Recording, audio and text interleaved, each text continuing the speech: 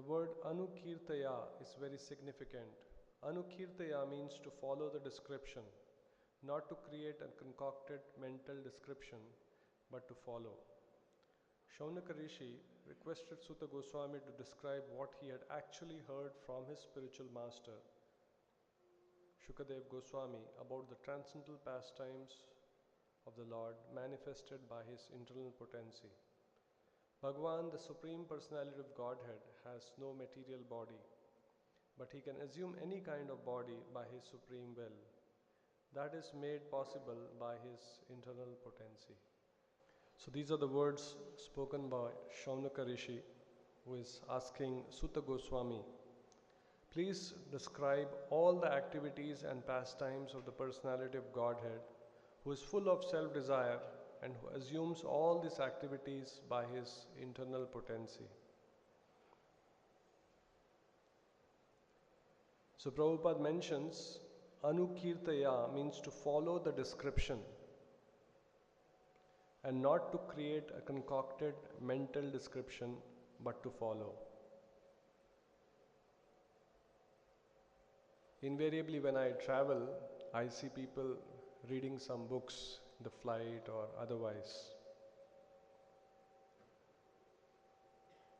And sometimes when I strike a conversation with a person sitting next to me or otherwise, I invariably find the book what they are reading is some fiction novel. So one time I asked a person, what kind of books do you like? What kind of books do you read? She said, I like fiction books.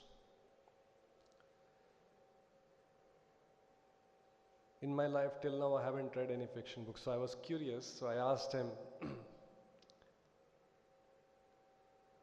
why it interests you. Why do you read fiction books? You know it's a fiction, it's not a reality. What interests you? Why do you read fiction books? So he told very interesting thing. He says, you get transported into another world. It appears as if you have gone into another world and you forget your present world. Actually, then I was introspecting, when people get transported into another world, definitely you forget the realities of life. Everyone is bogged down by so many anxieties, that's why people also watch movies. People go to the cinema theater, watch a movie, they get so engrossed in the movie, and the movies are so quote unquote nicely made, directed or produced,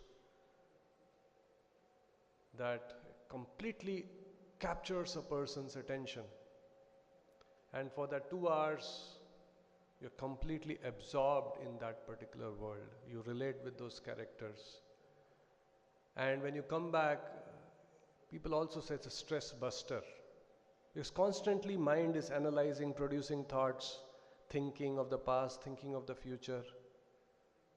When you go and watch a movie, you break that circuit.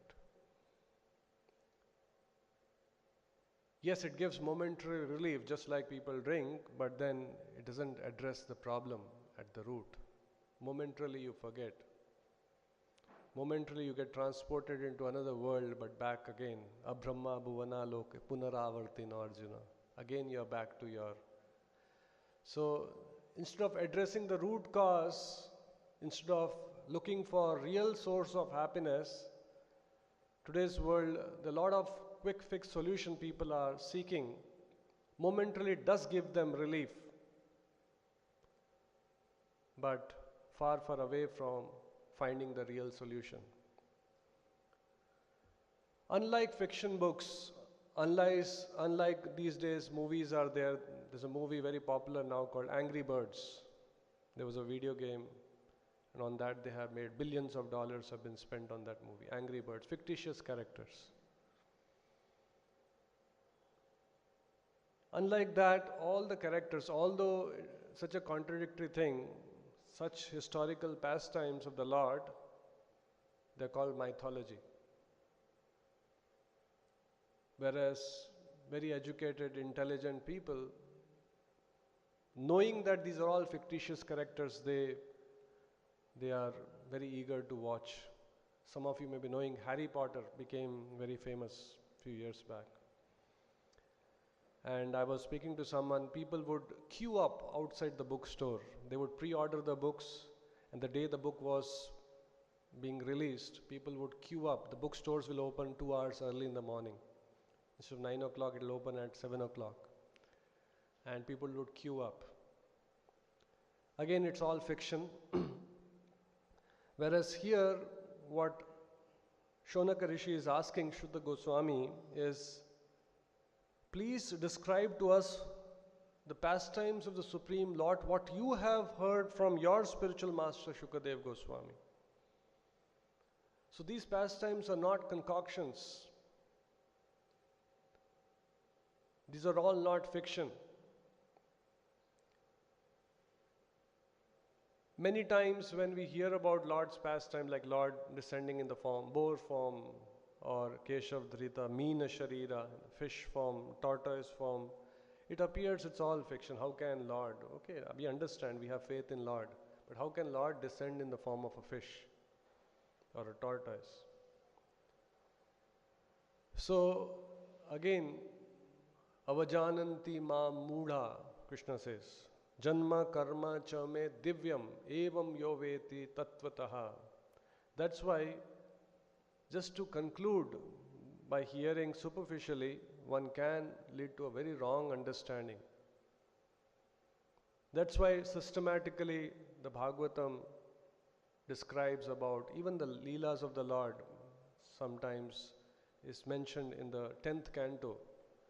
Before we understand the Leelas of the Lord, we have to understand who the Lord is. Just like Prabhupada in the purport is mentioning, he can assume any kind of body by his supreme will. This is made possible by his internal potency. Parasa Shakti Vividhaiva Suyate. He has innumerable, inconceivable potencies, and it's all possible. Smaller than the smallest, bigger than the biggest, finer than the finest, older than the oldest. So these are all, once we understand who the Supreme Lord is, how He is having innumerable, unlimited potencies, powers, abilities, then when we hear these pastimes, they are not fiction for us. In fact, our faith in the Lord gets reinforced.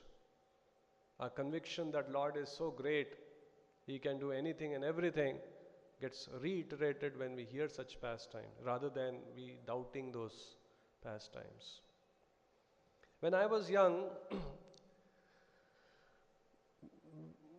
maybe 4, 5 years, so when we would go to watch we were staying in a township, so invariably on a Saturday or Sunday, they would screen some movies. Those days, VCRs and all that were not there. So those film rolls, so in the colony, the township, on weekends they would screen such movies. And whenever I would watch, imagine 5 years old boy, not have complete understanding of the world. Whenever I would watch the movie, I clearly remember, invariably that movie would have some songs, hero and heroine, on top of the mountains, and then suddenly hero starts singing. And then, so I used to wonder, on top of the mountain, hero is singing, how his voice is coming from, how this orchestra, sound, band, everything is coming. He is on top of a mountain. A small child, he will think like that. No? Now, grown-ups also, it doesn't strike them. Lip syncing and all those things. Top of a mountain, distant. Sometimes we do video recording, we have to really struggle hard so that sound comes properly. Wind is blowing, and then he's in a deep in a forest, he's singing, and along with that some band is there, some guitar is there, some all the musical instruments are there. So I used to wonder how this musical sound is coming. Actually, if we see a shooting of a movie, it's all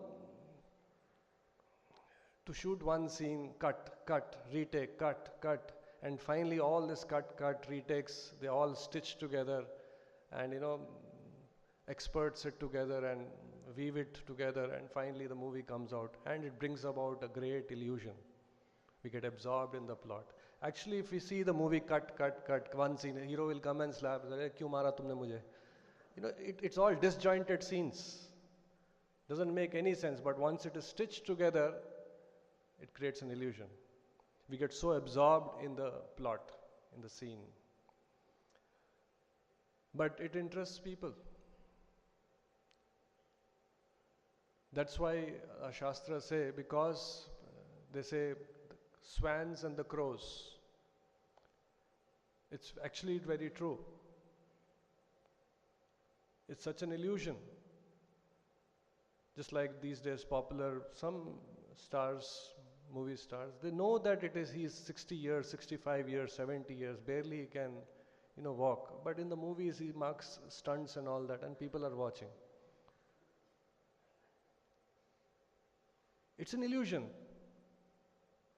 So Bhagavatam compares crows and the swans.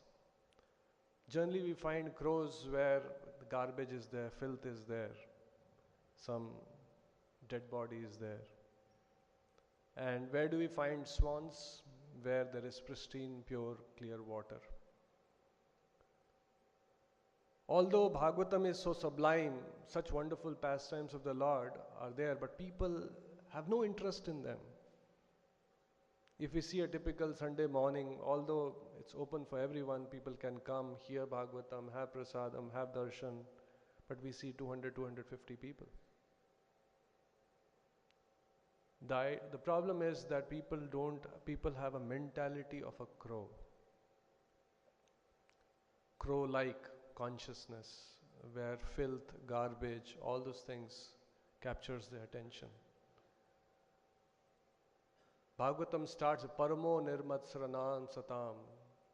So this Bhagavatam, it's meant for people who are Paramo Nirmatsaranam Satam, non-envious. So here Shonaka Rishi, Paramahamsa, he is requesting Sutta Goswami to describe what he has actually heard from his spiritual master Shukadev Goswami.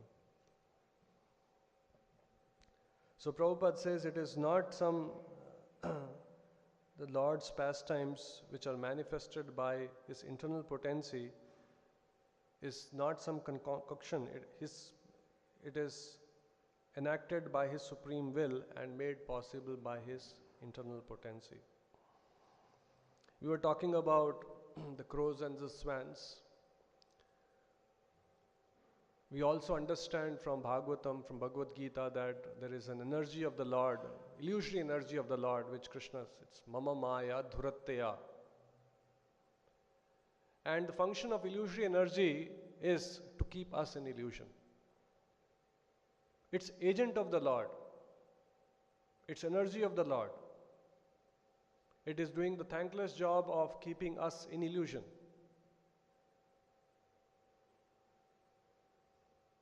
Just like Durga Devi, Durg is called fort.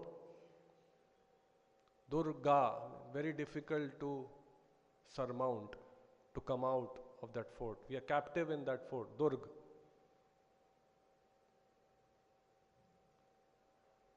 So illusory energy, why it is? Because we want to enjoy independent of Krishna. We don't want to surrender to Krishna. We don't want to Ichcha, Dvesha, Samuttena, Dvanda Mohena, Bharata. We have different desires, Ichcha and Dvesha, envy of the Lord. So we have been sent here to try it out. And such souls who are rebellious of the Lord, till they get purified, they shouldn't be disturbing the Lord and his devotees and his wonderful pastimes. So this illusory energy keeps them within this material world. And only when we express our desires, Mam evaya prapadyante, purify. Tapo divyam shuddhyet brahma saukyam tu anantam. When we start purifying our life, expressing our desires by doing devotional service, that Krishna, I want you, I want to serve you. Enough of service of my senses, mind, maya, then her grip on us starts diminishing. This is sum and substance of what we are doing. Devotional service. Mam evaya prapadyante mayam etam tarantit. Krishna, the Maya energy, which is energy of the Lord, releases the grip on us. And when the grip is completely loosened, then we go back to Krishna. So there's a very nice article in Christianity. There is some synonym for this Maya or illusion energy. It's also called Saturn. So one time the Saturn, he also has, just like Krishna has his agents, so Saturn also has some agents. Maya Devi also has many, so to say, assistants to assist in creating that illusion and keep the living entities bound. So one time the Saturn had a meeting with his team. So in the meeting, the top agenda was, these days people have started going to temples. People have started reading Bhagavad Gita, scriptures, and it is on the rise. People have started observing fasts.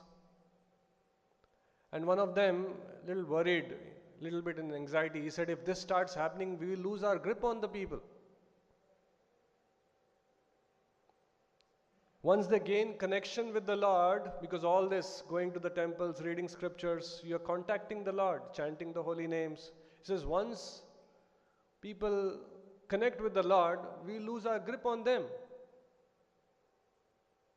This whole process of devotional service is somehow we connect with the Lord.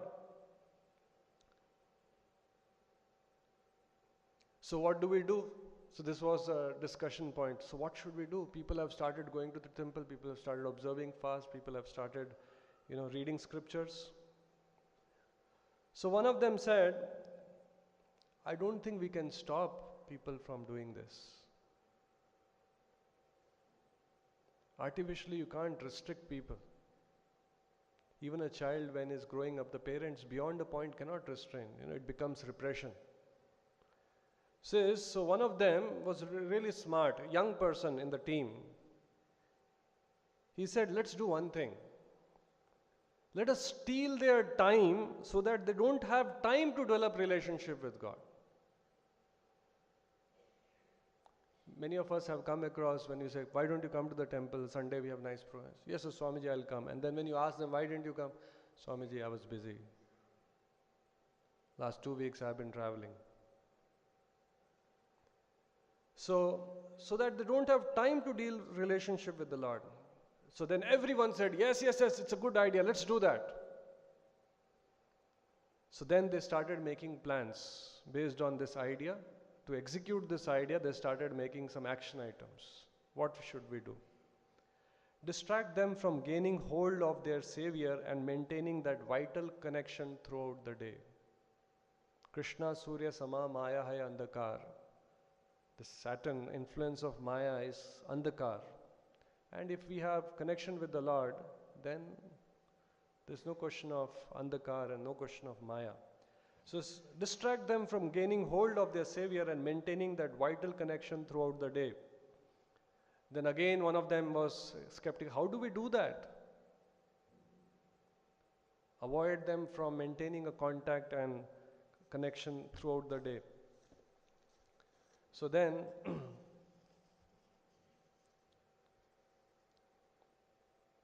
how do we do that? Keep them busy in the non-essentials of life and invent innumerable schemes to occupy their mind, he answered. Keep them busy in non-essentials. Everyone is busy. In Mumbai, I generally get up a little early. Still you will see the roads are full, up and down. You just see from the window. You can't make out it is 3 o'clock, 4 o'clock in the night. Constantly. Trains start at 5 o'clock in the morning, packed. Until 12 o'clock in the night, packed. Keep them busy in non-essentials of life and invent innumerable schemes. And recently the government is proposing that malls, cinema theaters, 24 hours it should be open. Earlier there was a regulation that people, all these bars, this thing, there was a regulation and there was a big debate going on. Now they're liberalizing. 24 hours, malls will be open and people are excited. 3 o'clock you can go and shop in the morning.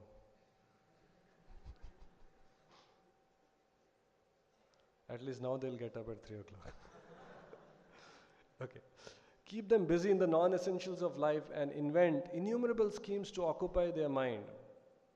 He answered, tempt them to spend, spend, spend and borrow, borrow and borrow. Many times people who are working in the corporate world, they have 4-5 credit cards or even more sometimes.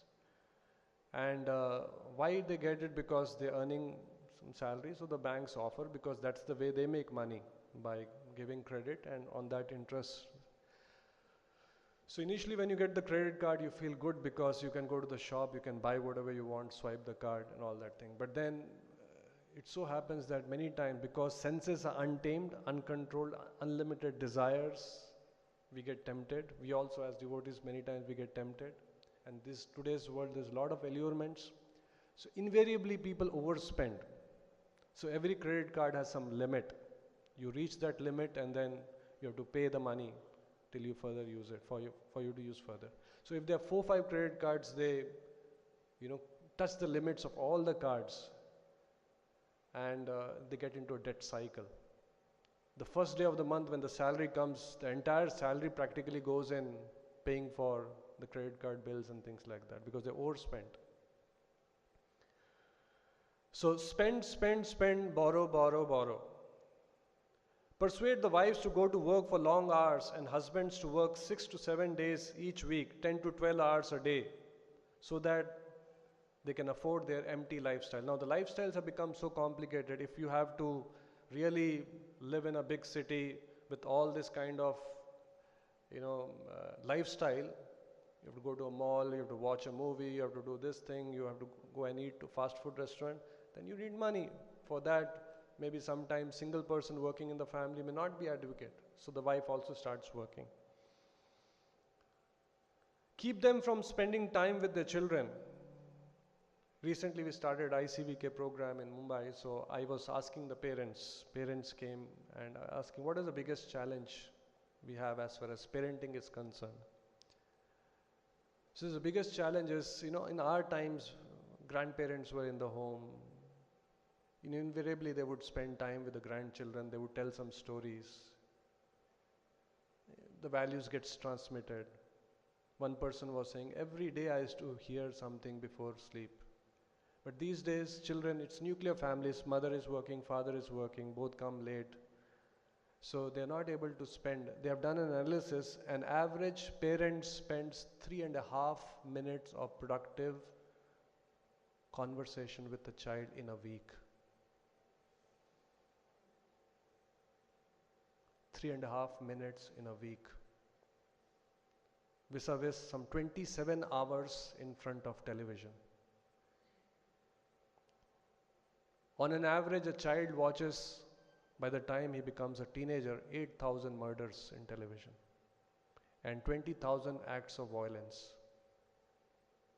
Top 100 advertisers are spending close to $15 billion in advertising. Each commercial what we see, brains have worked together how to impact the psychology, the mind of a person who is watching that commercial. In 30 seconds you have to leave an impression. And sometimes those 30-second commercials, it takes months together to make and remake. And we are just sitting on a sofa and watching it.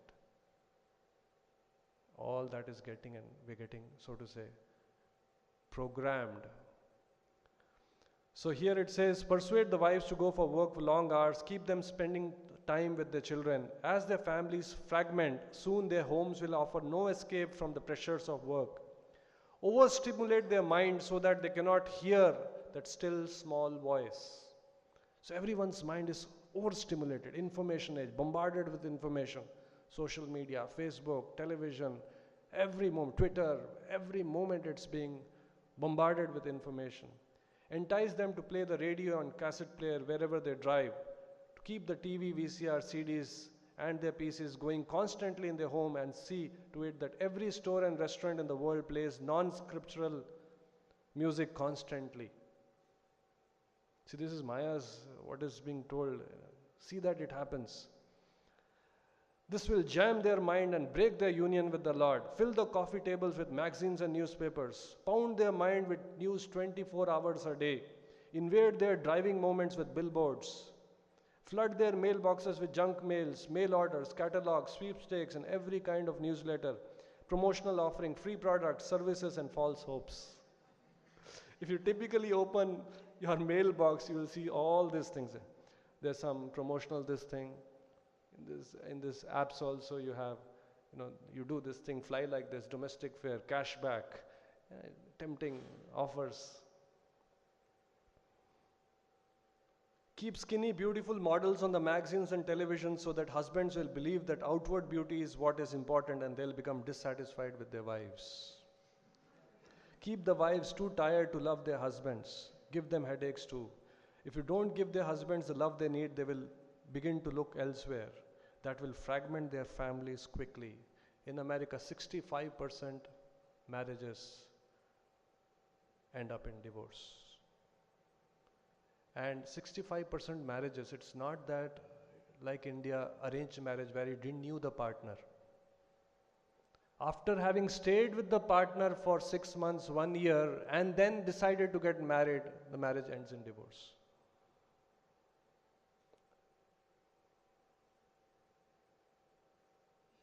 That will fragment their families quickly. Give them such celebrations that distract them from teaching their children the real meaning of festivals.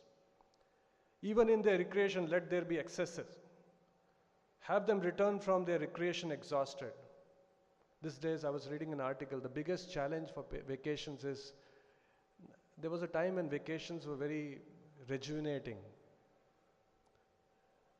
And these days, and people, earlier times, used to go to very scenic places and spend time leisurely and take a stroll in the woods and relax themselves.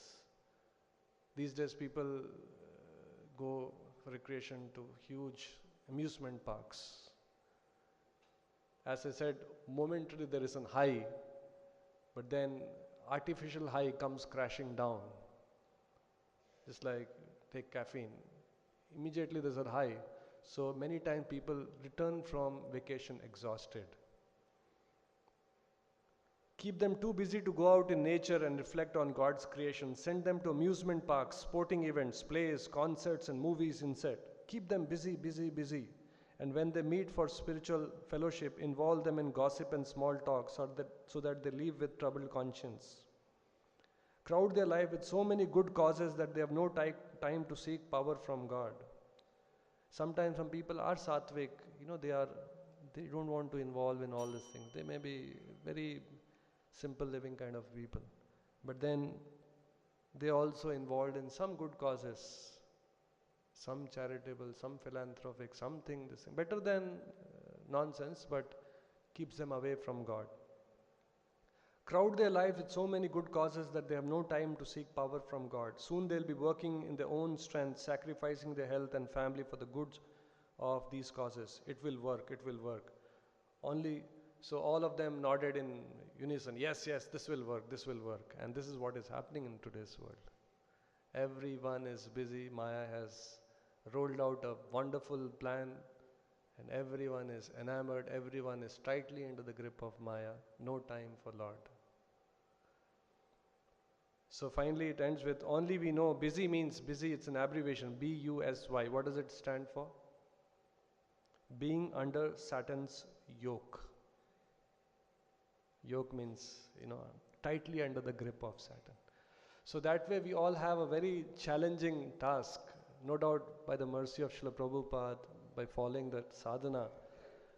In spite of living in a city with all these kind of things happening all around us, in one sense our life is liberated. We still have the luxury of spending 6 hours in the morning dabbling in spiritual subject matter. We even have more time, but then we can't digest more than that. 6 hours also we wait when the lecture will get over. So, so Prabhupada has given us mercifully the schedule. If we follow it, then the connection with the Lord is established. And when the connection is established, definitely we will get relief from Maya's grip.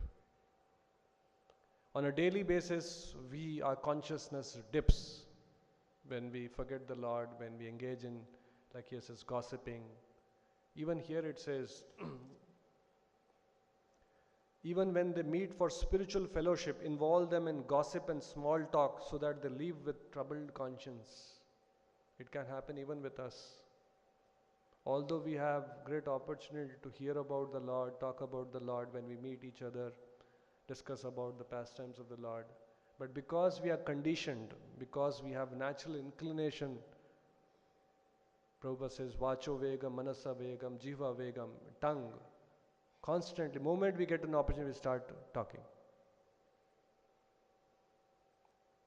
So when we meet for spiritual fellowship, involve them in gossip and small talk. Small talk means all petty matters. It completely steals our consciousness. Somebody said something, we keep brooding on it. Although we have such sublime topics to involve our mind and consciousness, our mind is preoccupied with small petty issues, so that they live with troubled conscience. We should be with all the kind of what Prabhupada says, he built a house in which the whole world can live. We can live blissfully, practicing the principles of Krishna consciousness. But if we are somehow lenient, spiritual life is like a razor's edge. Maya can penetrate even in our consciousness, and here it says troubled conscience. So that way, we are very fortunate that we are hearing the wonderful pastimes of the Lord. They are not fiction. Shunvata Swakatha Krishna Punya Shravana Kirtana. When we hear these wonderful pastimes of the Lord, Punya Shravana Kirtana, Hridantastoya Badrani, all the dirty things which is there in our heart, Vidunoti Surutsutam, will get purified of all the anarthas, all the misgivings, all the wrong conceptions what we have of life. So we have a very good opportunity to hear it, dabble in these subjects, and purify our consciousness. We'll stop here. Granth Raj Srimad Bhagavatam ki, Srila Prabhupada ki.